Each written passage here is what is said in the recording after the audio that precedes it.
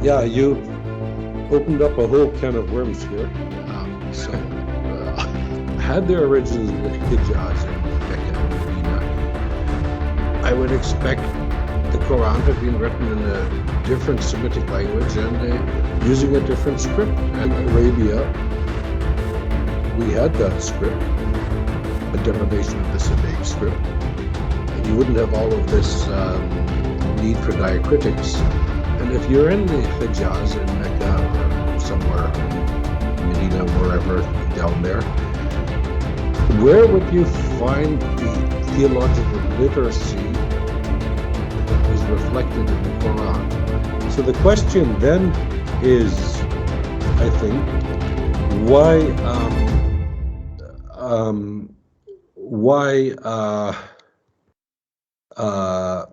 Mecca?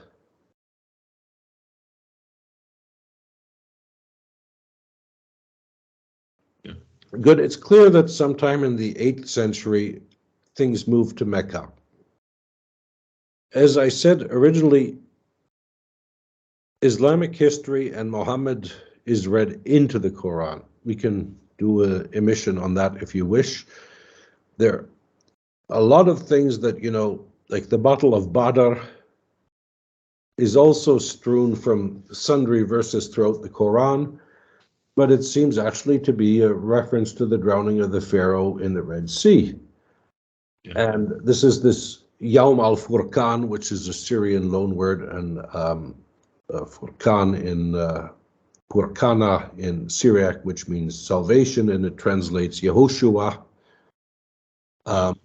And it's a reference to that. So it's another example of things being read into the Quran, Islamic history being read into the Quran, which the Quranic text itself, we've seen with the pilgrimage, doesn't really render.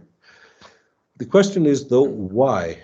I think it makes perfect sense. As I said, once you have no imminent messianic or eschatological or apocalyptic expectation, well, there's no point in staying in Jerusalem. As you said, get out of Dodge as fast as you can.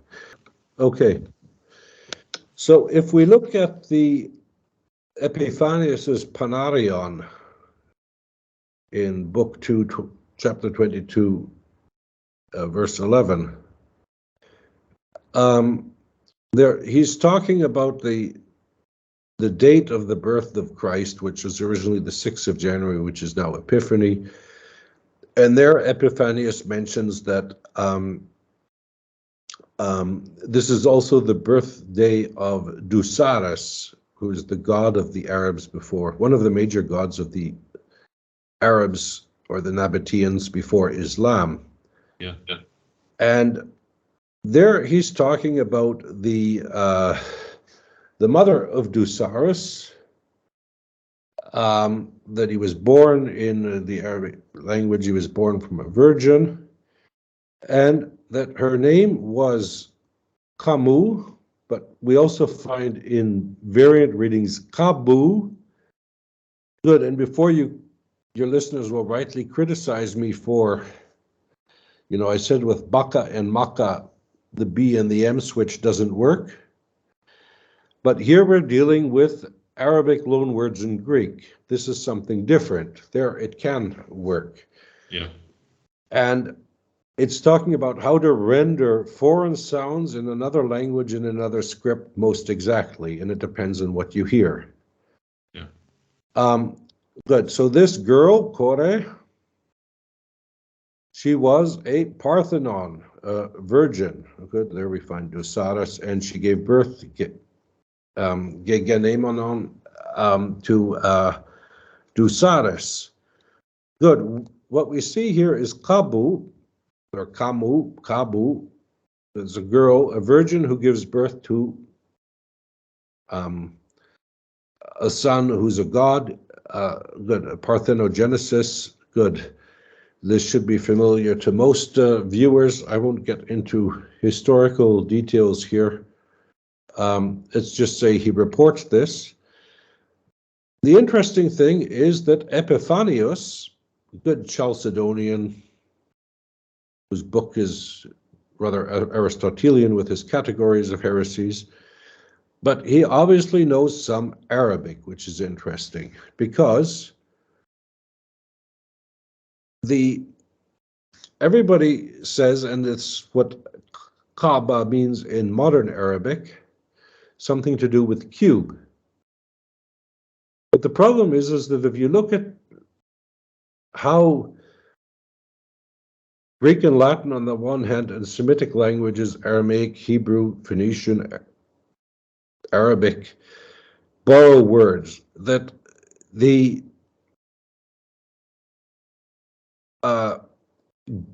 Greek kappa and the Roman K are always borrowed into Semitic languages using the spirant forms. So you wouldn't expect the kaf, but you would expect as in kibba as-sakhra, the rock in Jerusalem, a kuf and not the kaf. And if Kaaba comes from kubus, why do we have the ein, which is a sound foreign to Greek? So why borrow a word and introduce a sound? So if anything in Arabic is borrowed from kubus, it would be kib'at, and not al-Kaaba. So what does then al-Kaaba mean? Well, if we look at the Greek here, Epiphanius says the girl was called Kamu because she was a Parthenos, a virgin. We look here, this is just from theirs dictionary, Ka'ab, a knot, a node, joint articulation. Al-Kaaba here, to be full, to be round, to be swelling of breasts. So rotund, another word for rotund, pregnant? No, not to rotund. No, not here to pregnancy. It refers to the swelling of breasts. Okay, all right, and sorry. Usually of young girls in puberty. Okay, all When right, the sorry. breasts start to swell. So this, to make cubic in the second, Kaaba, to cube is modern Arabic. It doesn't interest us here. So this is the problem with Arabic dictionaries. When does the word take its own meaning? Yeah. So there you have qa'b, breasts, bosom. And here you have qurba, virginity, which can also be qa'aba, and what have you. And here you have qa'ib, buxom, let us say. Oh. The point here is that, if you have girls with young swelling breasts in puberty tend to be, at least in the Arabic linguistic psychology, virgins. Yeah. So you see that Epiphanius here, now you get back into it. Yeah, from there. Yeah, when he's saying that she's called Kabu or Kamu because she was a virgin, he knows his Arabic because this is what it means in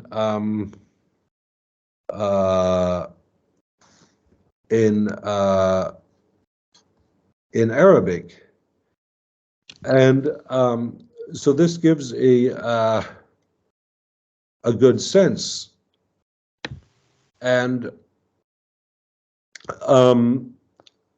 so the Kaaba, and we know from sources in late antiquity there were numerous Kaabas in the Middle East, and my proposition would be that so they're all dedicated to Dusaras and his mother Kabu, or Kab, whatever, something like that, Kabu. Yeah.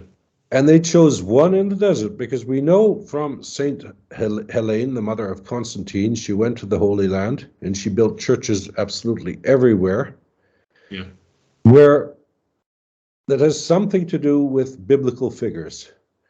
And often, they reappropriated, pagan cultic sites and turn them into Christian, which is a good marketing tactic to get Christianity. You can keep the same site, you just have to change the name a little bit, and you just keep doing what you were doing anyway. And then we're good. And so if you look, for example, at Hebron, there Abraham and the rest of his family are buried. The question is, where are Hagar and Ishmael? And I'll just give you this, I'll share my screen again. Okay, this is from the Targum, I think it's Genesis 22:1, Yeah. the Aramaic translation. And it was after these things that Isaac and Ishmael contended, and Ishmael said, "It is right that I should inherit what is the father's, because I am his firstborn son." And Isaac said, "It is right that I should inherit what is his father's, because I am the son of Sarah his wife, and thou art the son of Hagar, the handmaid of my mother." Ishmael answered and said, "I am more righteous than you, because I was circumcised at 13 years, and if it had been my will to hinder, they should not have delivered me to be circumcised. But thou wast circumcised a child." So you see, there's some contention here. Yeah. And we find this also in Sozomen, the Historia Ecclesiastica, where he also says that a missionary tactic in the days was to convince the Arabs, we're talking here in the 6th century, early 6th century, to, that, okay, good, this was the period when the pagan Arabs were the Limitani. They were defending the border against the Sassanids. And the Roman clergy in Constantinople decided the Romans, they could only make treaties with other Christians. So these Limitani, who are protecting the frontier, basically getting loads of money, but they had to become Christians to keep up the deal. And, the Romans legionaries went in and said, Yeah. "So we'd like to keep this working relationship going, but you have to become Christian." So there's negotiating. And one of the tactics that they used was what Sozomen describes as, "Listen, you guys, you're the descendants of Ishmael, the firstborn of Abraham, and we can't help it that the Jews with Isaac, but this is not my views, but on here, still your inheritance, but become Christian and you can get your inheritance kind of back." Yeah. It's a controversy also because even in Jewish tradition, they don't, what happened to Ishmael is against the Torah. And so Sarah has an image problem. And you see this when Sarah dies. Good, she's a matriarch, but good, she's dead. But what does Abraham do? He marries again to somebody called Keturah. And in some Jewish tradition, Keturah is Hagar, so there's a happy end. And in the end, Abraham marries the girl he loved all along. Yeah. But good. There, I'll just share the screen again. This is Genesis 25:1. Good. There, and this is good. This. So then this still leaves the question, why Mecca? Good. Good. Let's just share the screen again. So do you see the Kaaba here? Do indeed, yeah. Okay, so what is the Kaaba? We know from the Islamic tradition that it was damaged, destroyed, burnt, and rebuilt numerous times, and it continues to be so. I mean, even after the occupation of the Kaaba in 1979, the Saudis basically rebuilt the whole precinct, and it's now surrounded with hotels, and you can do the pilgrimage from the comfort of your own Kaaba front balcony. Yeah. But the point is, so it apparently was destroyed or burnt or something happened in 570 when Muhammad was supposed to have been born. And then in 610, we refer to this story earlier this evening. An old lady knocked over a candle inside, and the thing burnt down, and this is why it needed to be rebuilt. And then we have a story that in Al-Arzaki, the Akbar Mecca, that when Muhammad returns to Mecca from Medina in 629, according to the traditional chronology, he enters the Kaaba and he sees all kinds of images with angels and what have you. And according to Al-Arzaki, it was sort of an ecumenical, multi-religious, cultic site, which seems improbable, so there's Christian images going and heathen images. Yeah.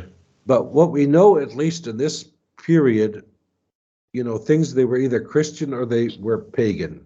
And I don't think there were a lot of pagans left. So shirk in the mushrikun in the Quran refers to Chalcedonian Christians, i.e. people who believe in the Trinity, because shirk, sharaka, that means associates. Yeah. i.e. associating things with God. That's a reference to the Son and the Holy Spirit, of course. Yeah. But not, full-blown pagans. We know already in the period of Julian Apostate in the 360s, there weren't any real pagans left.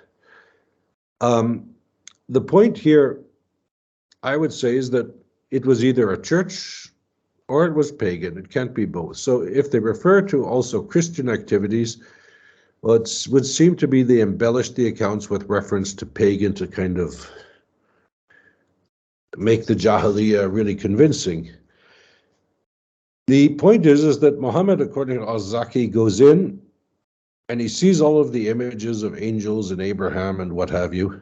And he says, all of this has got to go, except for this image. And he covers it with his hands. And his buddies come in with their buckets and their sponges and their ladders, and they wash it all off. And when they're finished, Muhammad takes off his hands from what he is covering, and it's the Virgin with a child, which, let's just say it's kind of indicative. Yeah, yeah. So it seems to have been a church even by, this is just one account from Islamic tradition. I could give you several more and also go with the Akbar Makkah into more detail, but...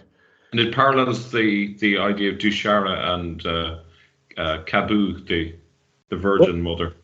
Yeah, we'll get to that in a second. Yes, you're correct. Sorry, I'm jumping the gun. No, you don't interrupt us all. So do you see my cursor? Here, something. Yes, I do, yeah. Yeah, down on the bottom right. So we have the Kaaba here.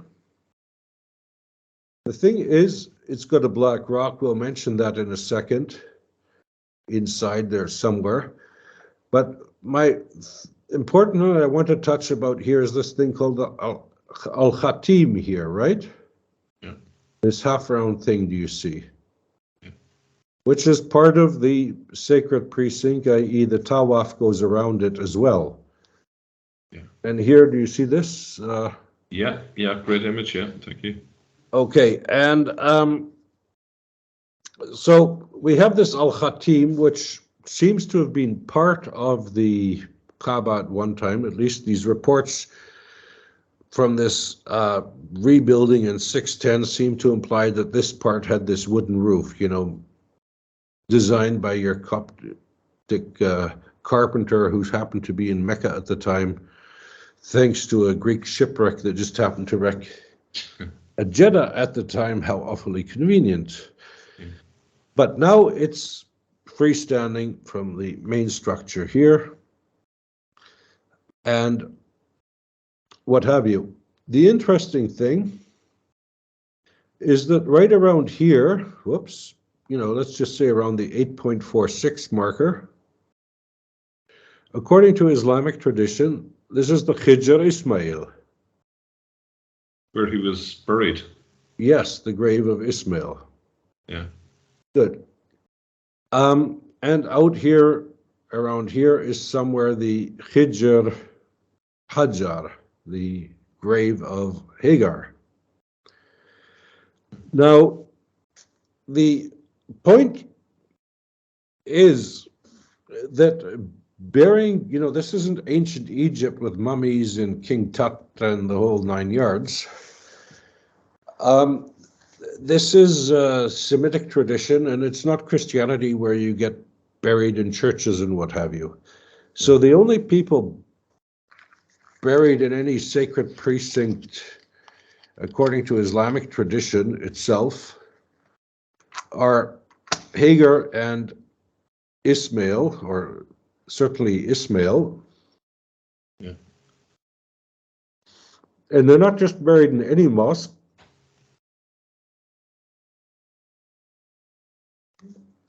They're buried smack dab, basically in the middle of the most holy site of Islam. And this, while there is a taboo on dead bodies in Islam, much like in Judaism, which is why everybody was relieved when Jesus apparently died on Good Friday. So he didn't have to hang on the cross throughout the, till the Sabbath was over, Saturday evening. Yeah. And you could, get rid of the body before sunset. Why? Because there's a taboo on dead bodies.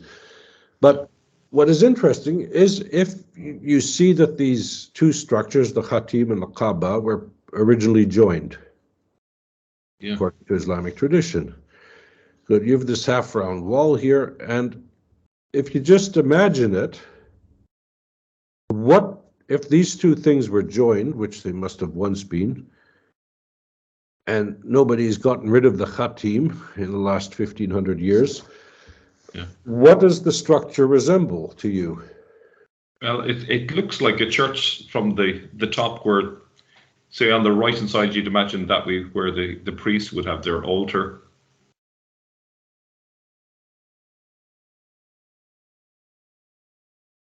Mm-hmm. And say going from the middle to the right would be sort of like the central aisle. So that would be. Yeah, this would be the novice, the church ship, yeah.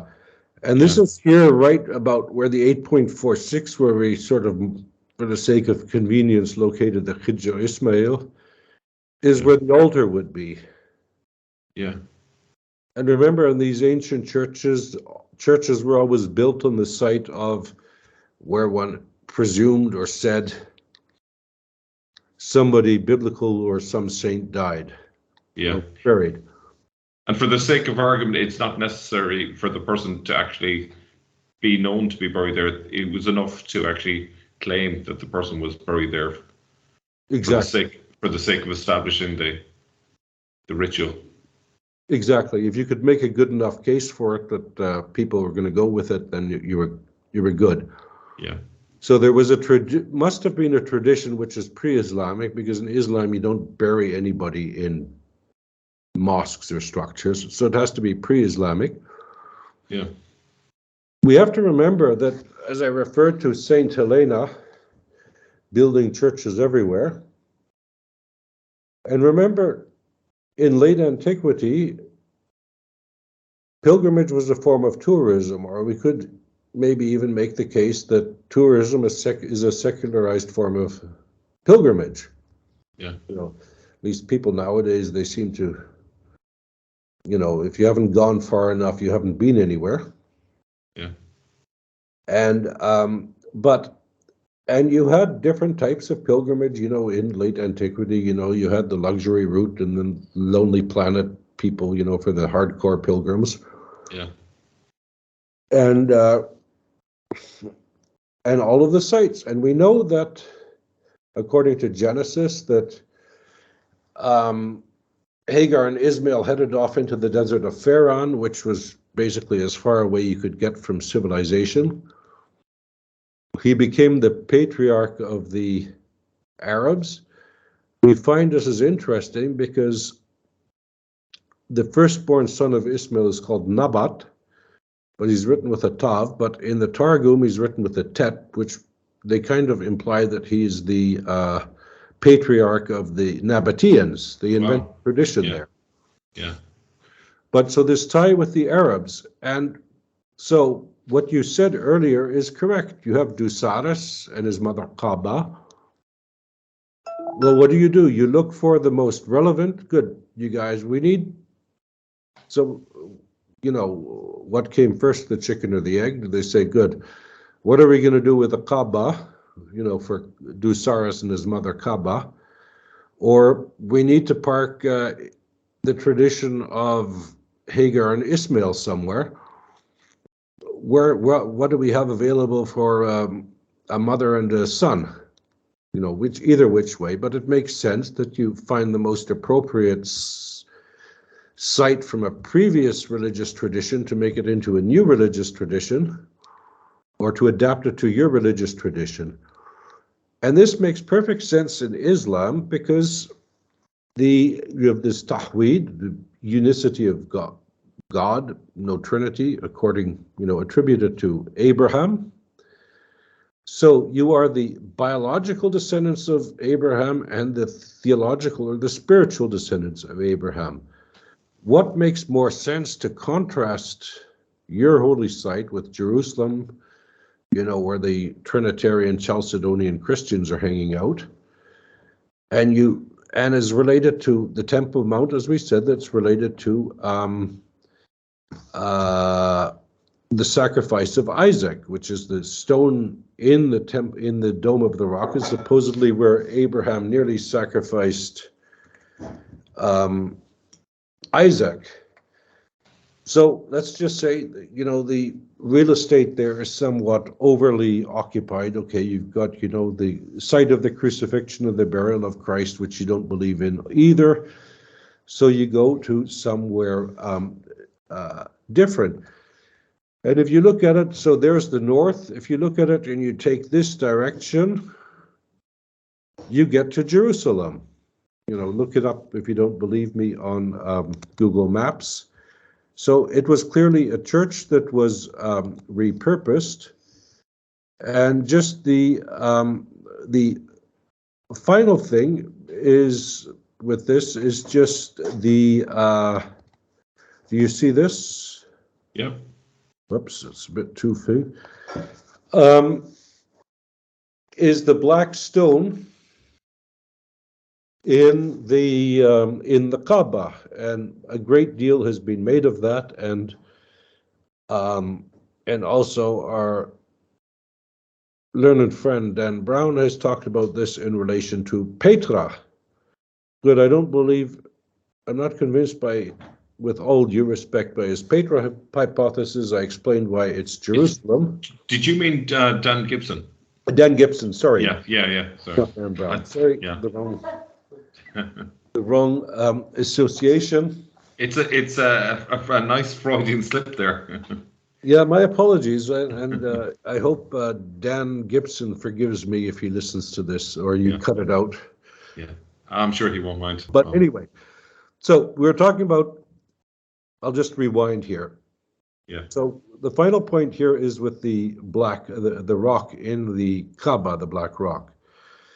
And this is a major point of Dan Gibson's Petra hypothesis, which I find interesting, though it doesn't convince me entirely, also because he takes too much of the Islamic tradition and also some of the biblical tradition as unwarranted historical.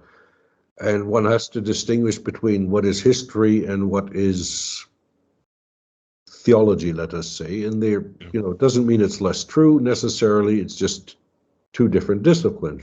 Yeah. So one of the points that Dan Gibson points out, and he is correct, that at Petra you had a temple of Ares, of Dusaras, who we've discussed in conjunction with the Kaaba, a temple of Dusaras at Petra that also has a black stone in it. Lithos esti malas, Theus Ares, or Dus Ares, and they make a little bit of a popular etymology in Greek here. So Dusaras, they turn into Theus Ares, sort of a approximation of the god Ares and Petra tes Arabias in the Arabian Petra, and this is in the lexicon of the Suda, Theta 302. Good, so there's a black rock there. I would say good, but the point is that basically every temple, and I'll just expand this for you, in the Semitic world had a rock inside it, a Betul, and Betulos in Greek, it comes from Beit El. We discussed Beit in Hebrew, the temple. It's the house of God, and this is sort of what the God lived in or was supposed to represent the God somehow. And there's a lot of debate whether the black rock in Mecca, whether it's from an asteroid or not from an asteroid, good, it's never been examined. I think the point is it has something to do with Astarte, the Semitic god, Aphrodite in the Greek tradition, but Astarte, and this is an old loan word into Semitic from Greek. It has something to do with star, Indo-European word star, and it's something they thought was a meteorite or whatever, so something that fell from heaven. Whether it actually did doesn't really matter. So something that came from the realm of the gods to earth and represented it. And here we see several examples of these betuls that you always find inside of the temple, much like in the Dome of the Rock or in the Kaaba and Mecca. So here we see it as the Dusaris temple from Adra, the period of in the Decapolis in Jordan, from the period of Marcus Aurelius, from Emesa, there it's there. Can I just interrupt you a second? Yes. These are distinct black rocks here. These are quite common features of some temples. Let's just say a good Semitic temple needed a rock inside. Yeah. Not so much on the coast, not in Israel, and not necessarily in all of Phoenicia proper. They tended to be aniconic. Yeah. But in the interior, in the Aramaic speaking areas, in the Arab regions, certainly. Yeah. So here we see Dara in the Decapolis in Jordan, Emesa, Sidon inside a wagon. The Astarte temple, here we see it there, in Byblos. Sol Invictus, I think that refers to Heliogobal, remember, who takes the stone from Emesa to Rome. In Tyre. And this is the city of the Arabs in Haran from the period of Septimius Severus, and also the Betil of Aphrodite in Paphos in Syria. It's now in the museum, and it's interesting when you go and see it in the museum, it's white. And according to tradition, it was originally black, but something happened and it became white. And there's a tradition in Islam that the black stone in the Kaaba was originally white, but something happened and it became black. Yeah. And there we have another thing in Rome, where Sibylla comes as a rock to Rome. So my point is that the black stone, no good Semitic temple could be without it. And it's something that fell from heaven, so it's a relic of pagan times. Yeah. That fell from heaven. It has something to do with something that came from the divine realm and represents, whether the stone is actually a meteorite or not. They didn't do any geological analysis, but it was assumed to be so. And I think this makes perfect sense. So what they did is, once they gave up the Messianic expectation with the Abbasid period, there was no longer any need to be in Jerusalem, which was overbooked anyway with all kinds of competing Christians and Jews and whoever. if there's no messianic expectation, Christianity also moved to Rome and or outside of Jerusalem once the expectation of an imminent parousia expired. The Jews found a way to live without it for a long time. If there's no imminent messianic expectation, it's not so fundamental. So you go somewhere else. Where do you go?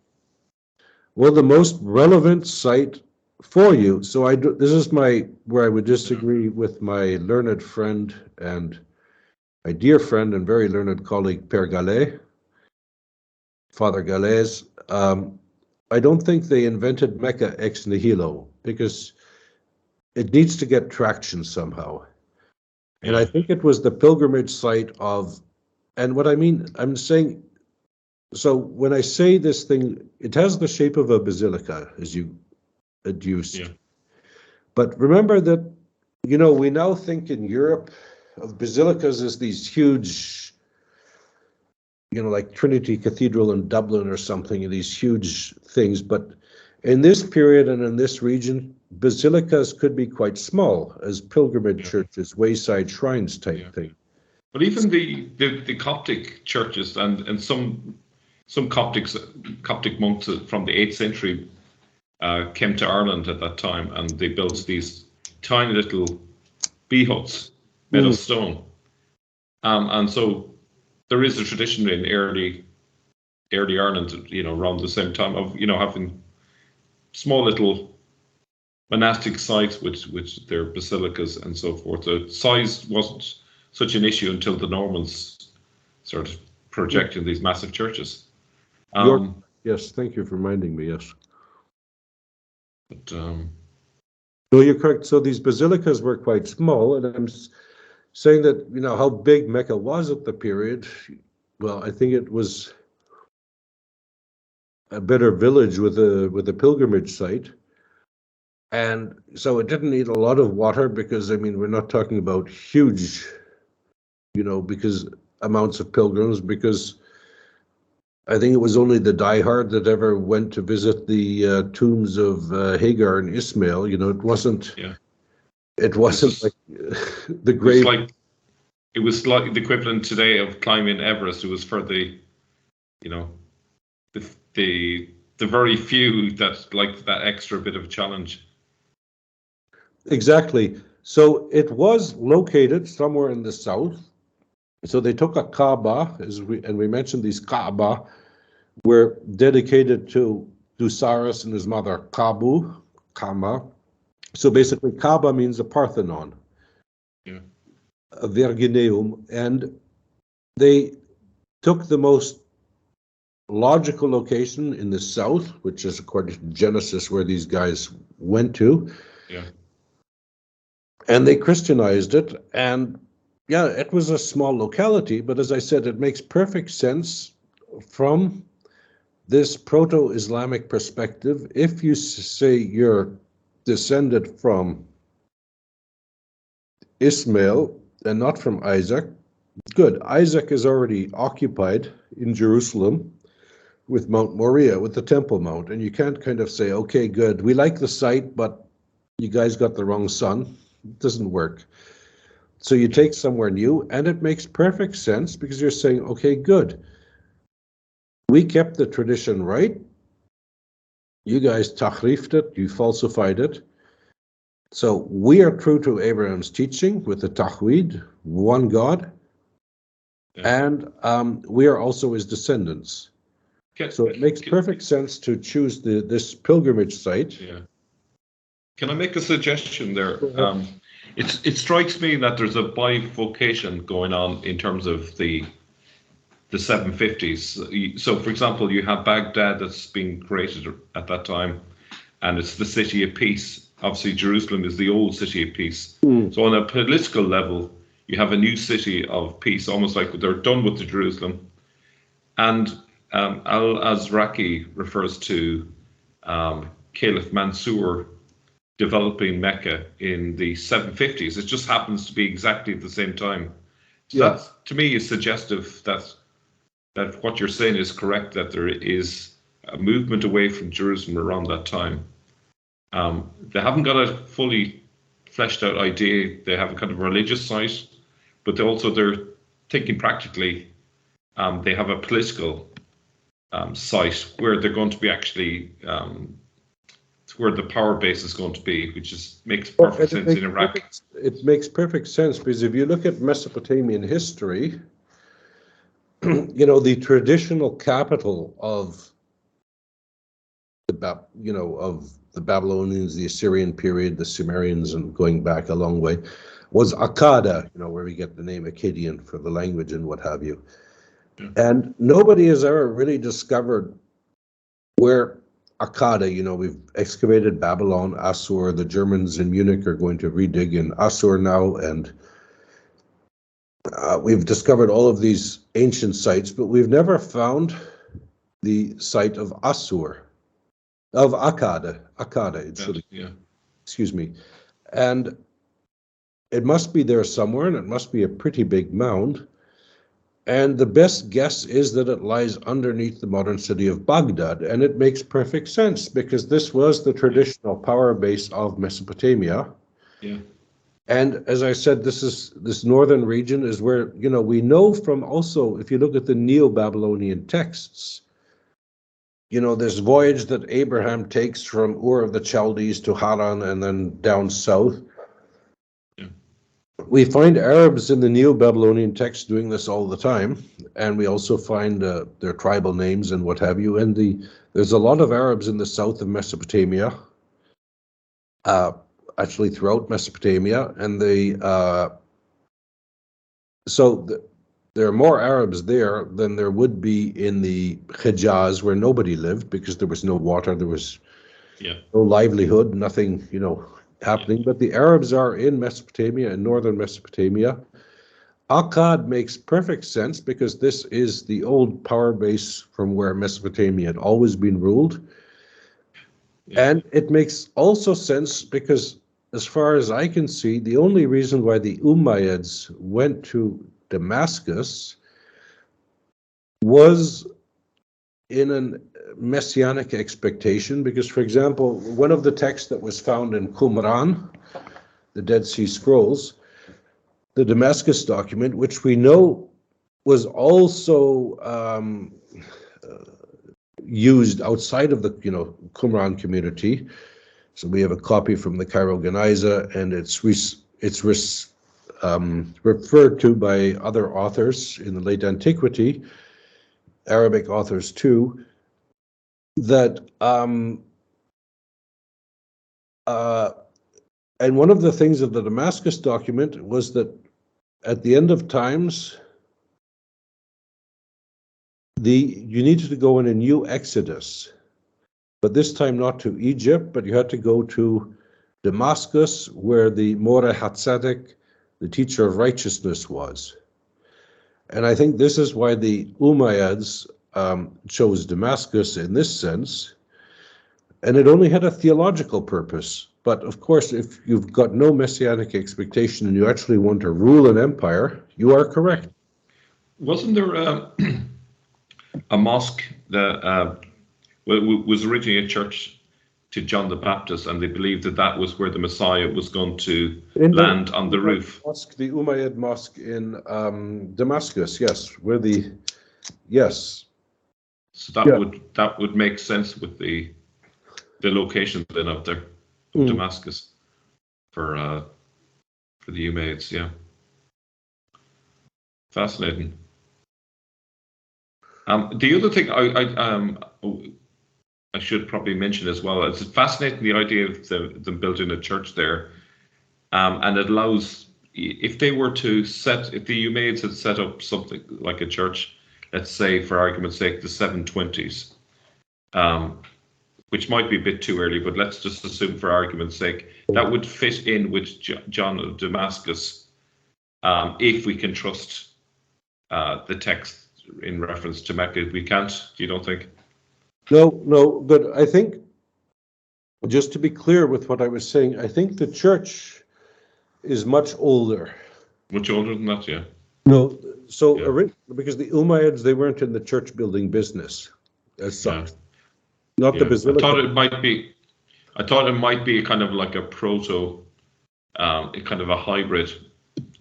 But no, you're talking much earlier than that. No. What you see at Damascus is that it becomes initially, they divide the church. So you guys get this half and we get this half. And this happens a little bit in other places as well in this period. And this happens as well, but that's Damascus, and that's an established site and something that's important. What I'm referring to with Mecca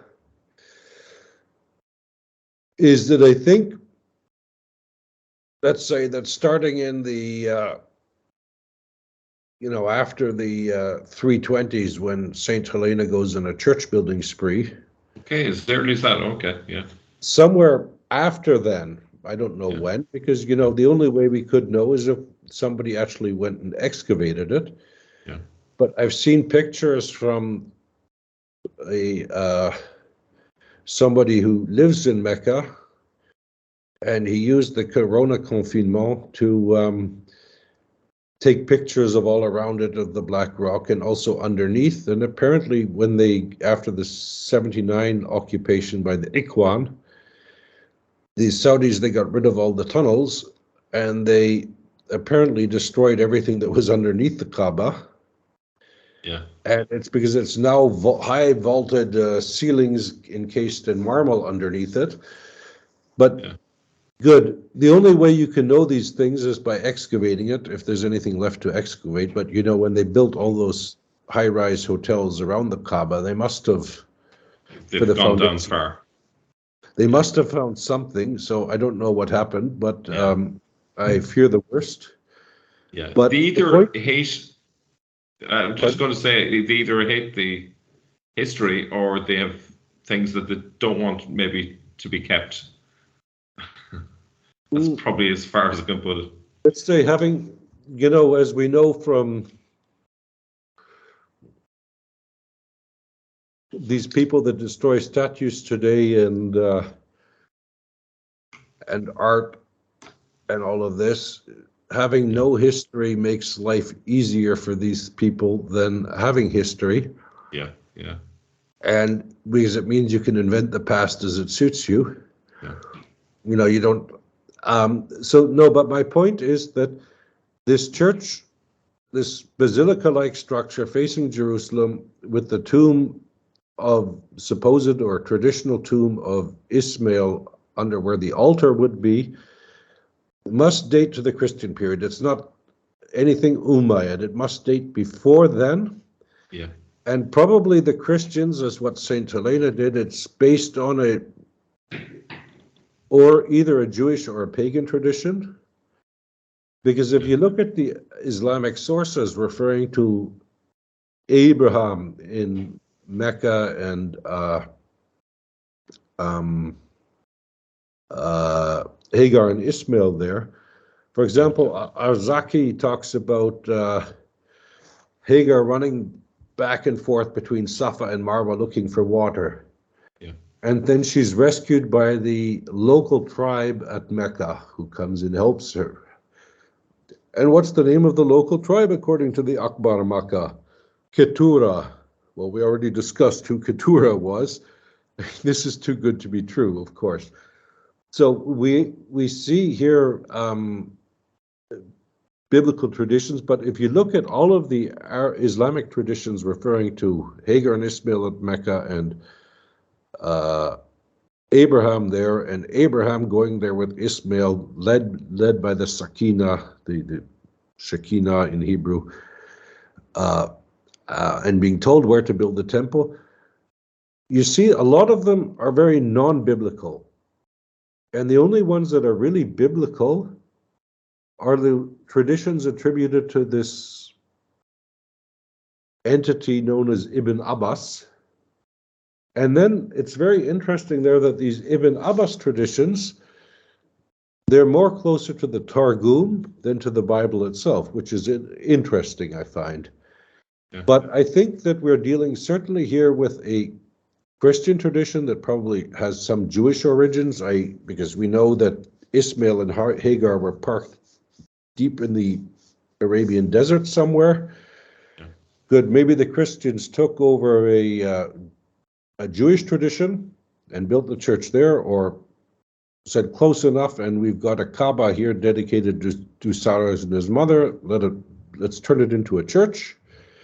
Yeah. But that's definitely from before the Umayyads take over.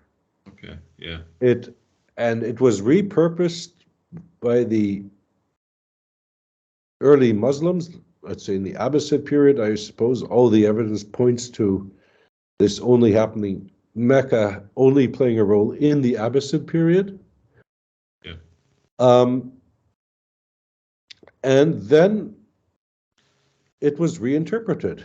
Yeah. I.e., this is, where, and it was also had the advantage of being a blank canvas. Yeah. Where you could project. Yeah. The other thing is a lot of people kind of assume if there's a church as a population, but that's not necessarily the case. There's plenty of examples of chapels and churches out in the middle of nowhere that people maybe only visit maybe once a year on pilgrimage. So that could be the significance of it. Yeah. No, what one has to remember is that church building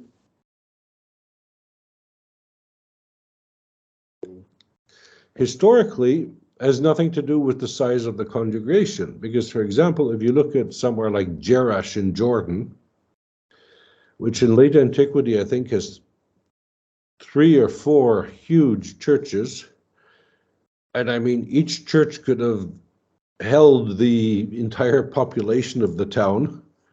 Yeah. But it was like it's a carryover from classical antiquity when you built pagan temples. They weren't there to accommodate the congregation, the believers on Sunday, because they didn't do that in antique religion. Yeah. And no, you built a church, not like nowadays, when you build what do you call that in English? A new residential neighborhood. You need a Catholic church, an Anglican church, a Baptist church. Oh, yeah. And, I'm speaking as a Canadian, where in every town in the center square, there's always a Catholic, a Baptist, an Anglican, a United Church, and everyone being served. Yeah, and no, that's how we build churches maybe nowadays, that you have to have a congregation. Yeah. No, but in old days, you built churches where there was a cultic significance. And if you look also at ancient Near East religion, I mean, even Mesopotamia in, the cuneiform periods and whatever, and also Aramaic Christianity, people are always going on a pilgrimage to the grave of some saint somewhere, or to the Ishtar of whoever in Mesopotamia on some day, or to get some blessing or for something. So churches in the old days were built on places of cultic significance or theological significance, and not because there was a boatload of Irish immigrated there. Yeah. If you excuse my facetiousness. No. Yeah. And well, the other thing, that the idea of it being built on top of a place of cultic significance, it's interesting that the Zamzam seems to have a Zoroastrian significance. It seems to be, if we look at Al-Tabari's reference to variations of the word Zamzam in reference to Zoroastrianism and the rituals connected with it. So it could be that the church's role is somehow to kind of not quite stamp it out, but maybe take over from that influence in that area. Yeah, no, I don't know if there was ever a lot of Zoroastrians in the Hijaz. I doubt it somehow, but I think that if you look at the text when they refer to the Zamzam, it's a rather odd conglomeration.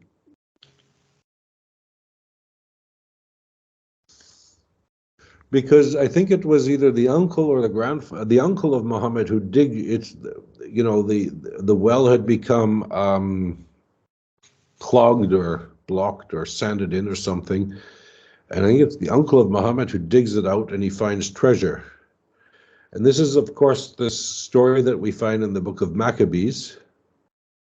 So it's either an allusion to the book of Maccabees, or it's this treasure finding topos that we find in folk tales.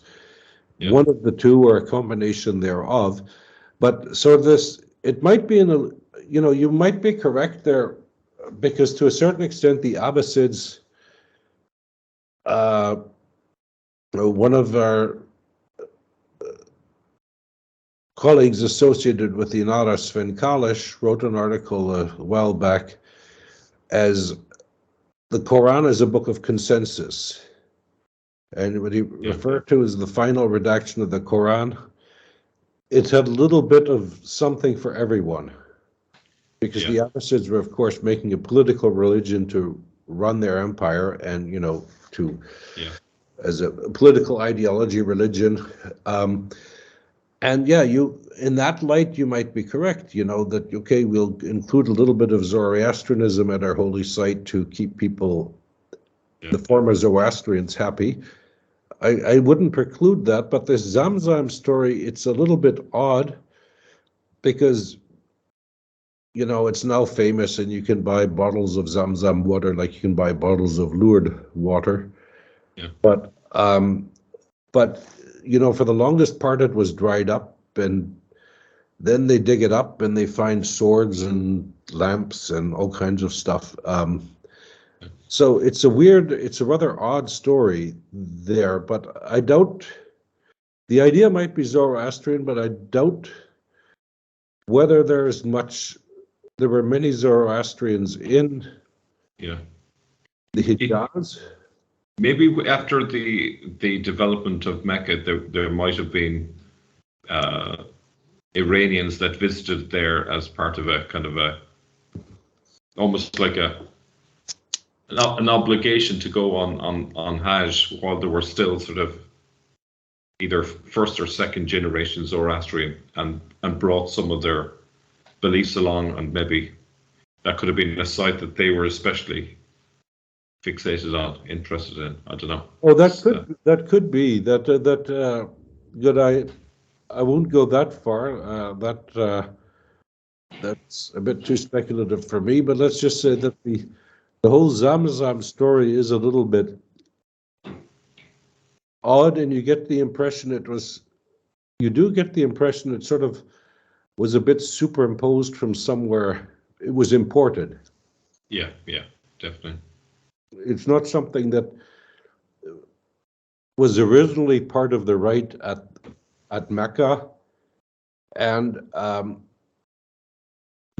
flowing water often has some type of cultic significance.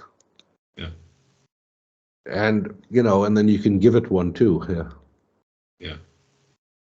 But I think this is probably a good point to wrap up on Mecca for today. We can come back tomorrow and discuss the year of the Arabs.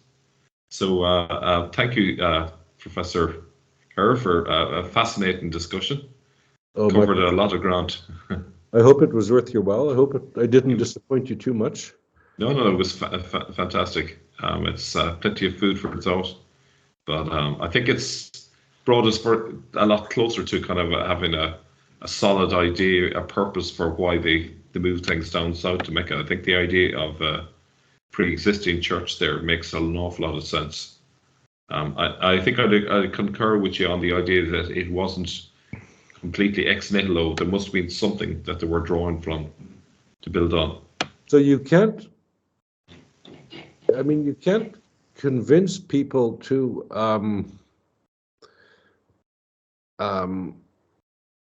okay, good, you can. If you look at the amount of Americans that go to Las Vegas on a hedonistic pilgrimage. Yeah. But what I mean is that in those days when travel was, if you look, before they built an airport at Las Vegas, there were a lot less, or before they had motor vehicles, there were a lot less people that went to Vegas than afterwards, let's say, and when they built a highway and then an airport. But if you have to go there on camel or whatever, or walking, I mean, so it needs a tradition, but it also needs to gain traction. And so if you look at, one of the things I think that is important to date this, and I think, besides the building of the aqueduct and the sources we find with the legal controversies with buying property in the Mecca Kaaba front property, is also, no, I forgot what I was going to say. Is the debates among the Mufassirun in the Tafsir about which son of Abraham was sacrificed. And there are debates on, for early Islamic tradition, it's clear it was Isaac, and only later is everybody convinced it's Ishmael. So you also need this change from... That could parallel the change from Jerusalem to Mecca. Yeah, and I think, so without that, you can't leave Jerusalem. So the Messianic expectation still standing, and you need to have changed the son, because, I mean, Isaac and the whole bit is tied in with Moriah. And, okay, good, you're saying, okay, good, yeah, right, but you guys are welcome to believe that, but you got the wrong son, and we got the right one. Yeah. We have the right one, excuse me. Then that makes... so you need certain preconditions to be met. So the giving up of messianic expectation, changing the son to be sacrificed, and then you go to the cultic site where you are the descendants of Abraham through Ishmael. Good, you go to the site where Ishmael supposedly was with Abraham and Hagar. And you just happen also to see yourself as the spiritual heirs, not just the biological heirs of Abraham, and the role of Ishmael as the patriarch. And just to touch on here, this is an interesting story, just to keep it brief, so when you look at the Arabs in Roman and Greek and Roman historians, all our accounts of the Arabs are based on biblical materials in Greek and Roman historians. And what is interesting there, because the Romans were very pragmatic, every person people they encountered, they kind of, to oversimplify it, but okay, good, who's your chief god? Oh, that. And then they'd invent a myth. Okay, good. Your chief god is Hercules when he went there and did this.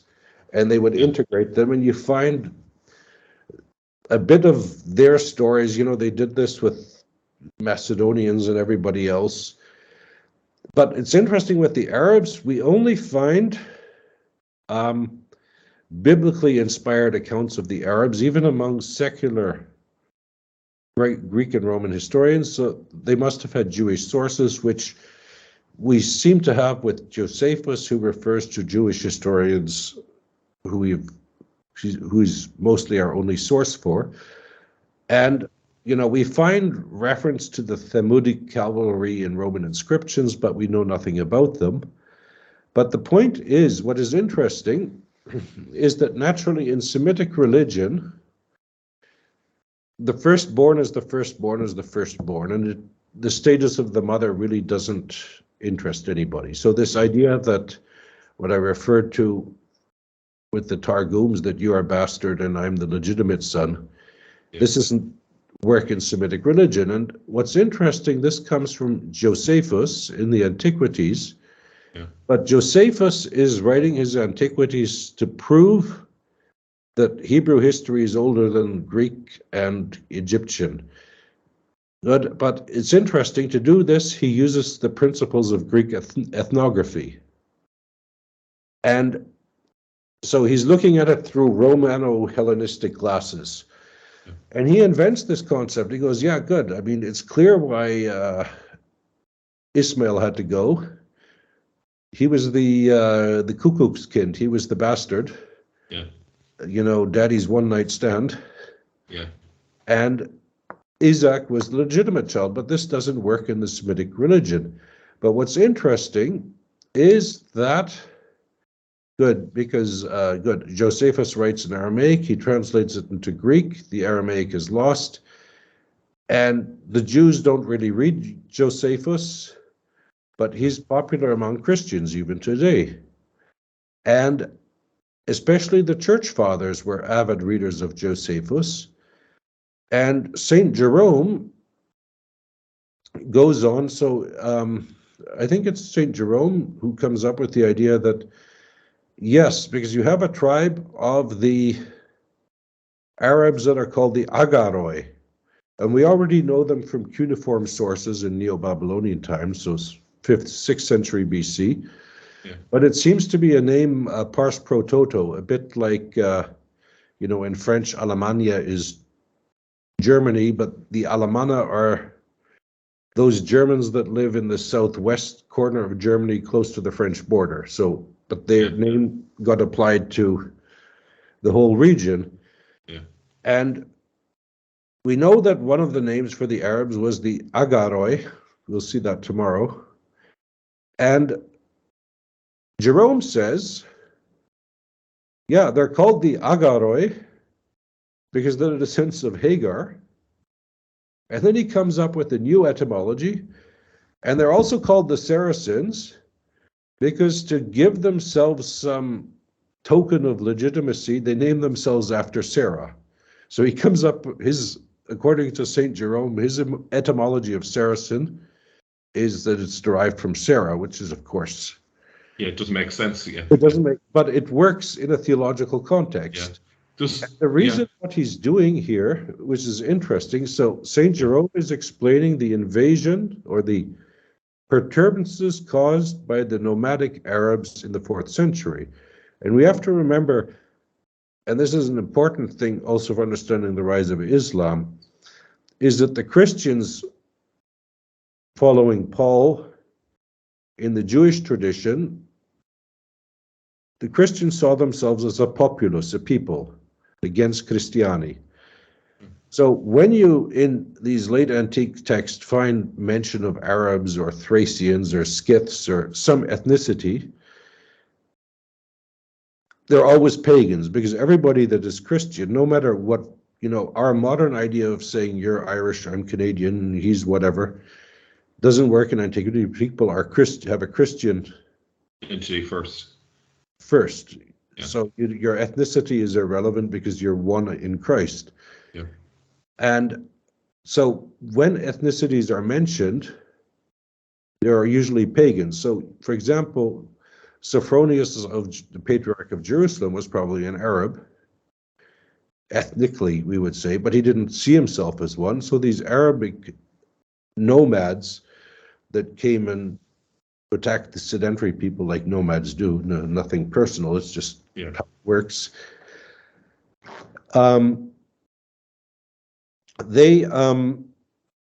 But he's explained, and his reason saying, good, these nomads, a bit Aristotelian, it's in these Arabic nomads, it's in their nature to attack us because they're the descendants of Ishmael. And according to the Bible, Ishmael was wild and savage. Yeah. So, they're being true to their nature. Yeah. And so this ethnography you find there, so the interesting thing is, just to wrap it up there, is that this idea that the Arabs claim that they are descended from Hagar and Abraham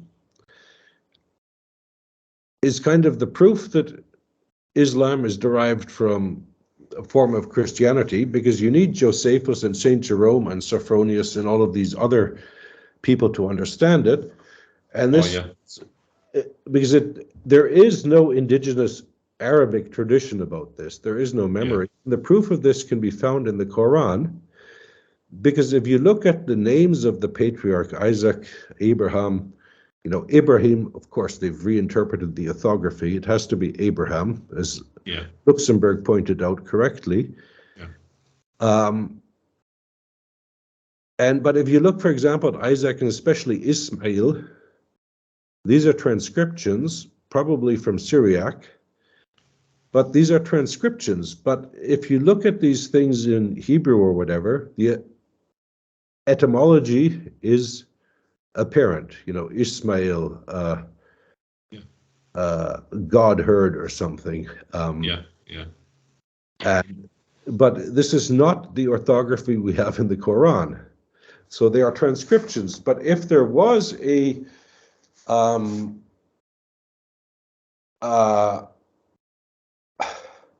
real Arabic memory of these figures, of these, you know, regarding if they're historical or not, that's not the issue here. But if there was an authentic Arabic tradition about these figures, we would expect their names to be written Semitically. And this is especially with regards to Isaac, which Yitzhak is Hebrew, but that would be Yitzhak in Arabic. And it's interesting because Dahaka means to laugh. And, you know, you'd expect something like Yitzhak, which, and I think this is what we find in the Lisan al-Arab. I think it's there we find it, that Dhahaka, when it refers to the laughing of Sarah, or when Sarah dhahaks, there it refers to menstruation and not laughing, because of course Sarah's 99 and going to get pregnant. She has to. So you see that also the Lisan al-Arab and these Arabic lexicons and stuff are more exegetical tools than real dictionaries. So they're inventing this, but the point is that Islam here is dependent on a Christian line of explanation. This Christian line of explanation.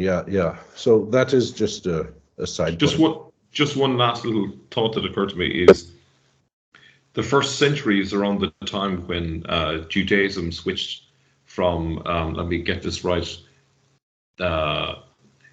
from a matriarchy to a patriarchy. No, it's the other way around. From a patriarchy to a matriarchy in the sense of how you were determined to be Jewish. So nowadays, to be Jewish, you have to have a Jewish mother, whereas prior to the first century, it was you have to have a Jewish father. I wonder, did that play any part in the issue of Hagar and Ishmael?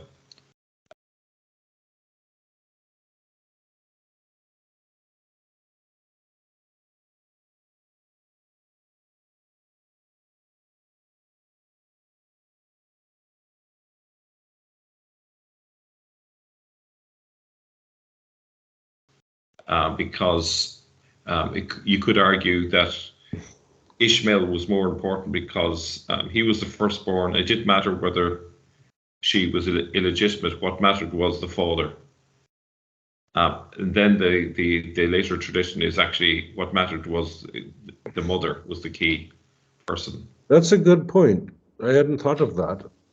One could, I'll look into that. That's a very good point. And it could be where the Targum might be wrestling with that sort of that. I don't know what caused the change of outlook in terms of, So let's just say that that it's not matriarchy, it's matrilinear, I think in English is the term. That's probably, because matriarchies. I couldn't think of the right word for that, but matrilinear, because matriarchies only exist in the fantasies of some people, but they've never really existed in history. Matrilinear exists, but matrilinear, you find this, for example, with the Tuaregs and in old Germanic tribes as well. But this is always, you find in groups where, like the Tuaregs, where you can have a lot of concubines and you never know. You want to keep your lineage clear, because the only person you know who is actually related to you is your sister's child. And that's the point. So if blood ties are important, and like Abraham, he's got this whole harem with him when he's talking about his household, which he moves around. But let's just say that the only people that you know are your blood, are your sister's children. So that is why you get matrilinear. Yeah. But I'll have to look into why this happened in Judaism. That I hadn't thought about that. But it sounds something. I'll look into that. It might be a couple of layers. There's a couple of things working together at the same time. But it just occurred to me that might be another part of the explanation. Well, I think part of the problem might be, but this is just late night speculation for me right now, is that if you look at, in Greek and Latin, the adjective eudaios, eudaikos, and what have you, at least in Greek, it can be an inhabitant of Judea or later a Jew. And what you have, of course, happening is when you get the diaspora.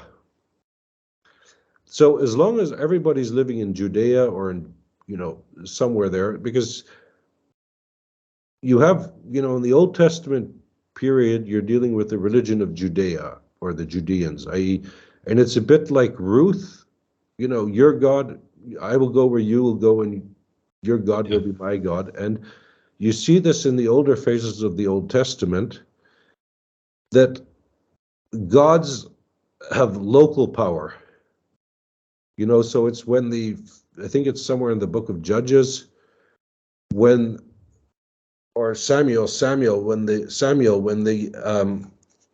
the Philistines and David, or the Philistines want to fight a war with David or something, they say we have to make sure we fight David and his army in the plains, because Yahweh is a god of the hills or the mountains, Heharim. And so they have local powers. And this is what's implied in the book of Ruth. Good, when I'm in Judah, I'll sacrifice to the God of Israel. And when I cross the Jordan and I'm in Moab country, I'll sacrifice to Chemosh, because he's the guy in charge and he gives the blessings. Yeah. But the point is, in the Old Testament, it's clearly the religion of Judea, and this, into the Roman period. And, in the Roman period, which was multicultural in the proper sense of the word, but where, you have Jewish colonies everywhere, and the synagogues, which are sort of these banquet type things, associations of Judeans in the diaspora, more than necessarily cultic affairs. But it, of course, changes when the religion is no longer the religion of Judea.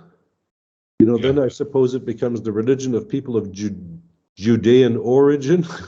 Yeah, they had to broaden the term to fit the new context, so that they still retain their identity.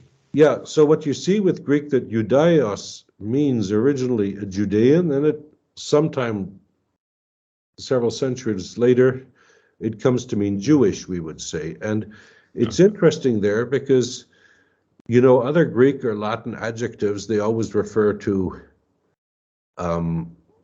the region where people hail from, and says nothing about their religious affiliation. A Phoenician is always somebody from Phoenicia, and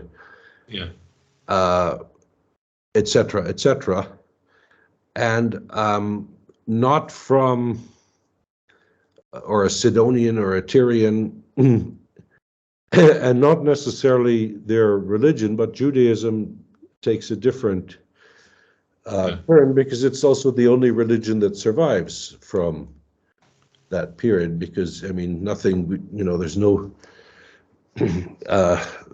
people doing whatever Sidonians used to do in their temples anymore, I don't think.